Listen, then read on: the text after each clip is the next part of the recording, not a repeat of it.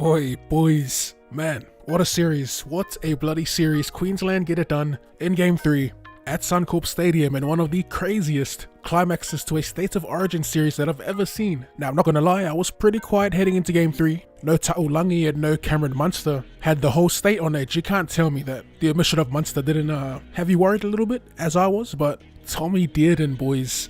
That fool slid into the 6th jersey like he's been playing all series. That try assist they got in the first half, that double pump to Holmes, that was clean, man, that was clean. It'll be a little tricky to try and condense my thoughts on the game into a little 5-minute video, but I do have a couple of things I want to chat about, like a little review, if you will. But yeah, this was one of the craziest starts to an Origin game that I've ever seen personally. Inside the first 5 minutes, 3 concussions. Cameron Murray for the Blues, whose absence was pretty noticeable.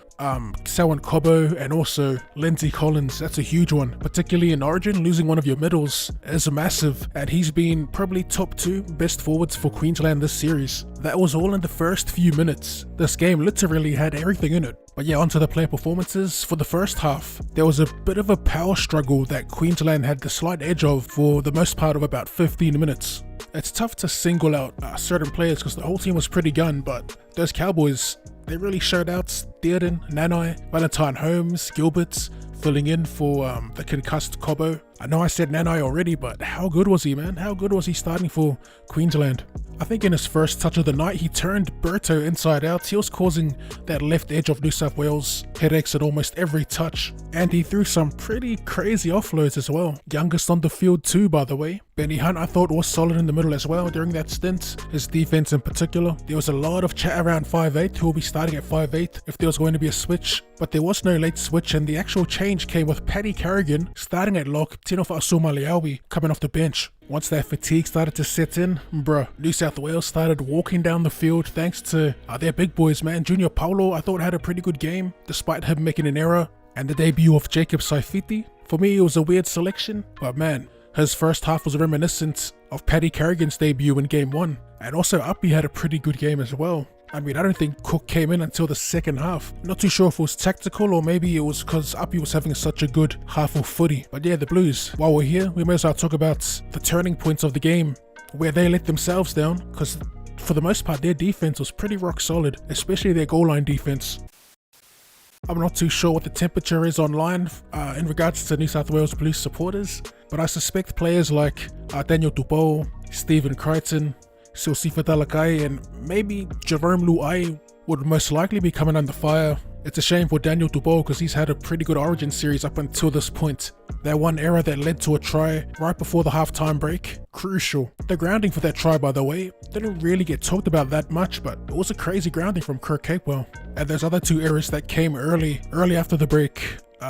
Jerome Luai threw it into touch, and that critter offload, that has to be one of the worst offloads we've seen in an Origin game. Actually, we might have seen two bad ones in one night. Paddy Carrigan had a pretty shocking one as well, a bit of a hospital ball that thankfully didn't result in the Queenslander getting snapped or a turnover.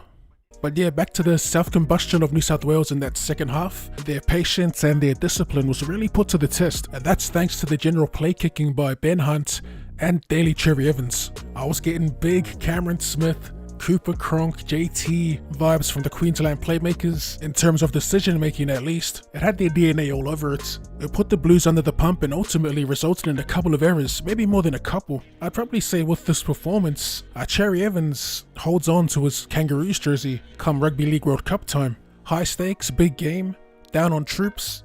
DCE delivered, man, he delivered. During the second half, I was a little on edge, waiting for the injection of Damien Cook and Siosifa Talakai. Surprisingly, Damien Cook was a non-factor. I really thought Cook would come in and cause problems for that Queensland middle, but the boys in the middle held it down. To be fair to Cookie, he did come in during that shocking little period in the second half where the Blues were making mistakes. I thought Tedesco was really good once again. That's 3 in a row now. Played out of his skin for the Blues. I'd like to reiterate that if you thought Teddy should have been replaced this series, yeah, nah. I think he's proven otherwise. I mean, unless he gets injured, he'll most likely captain the team from the back for a couple more series.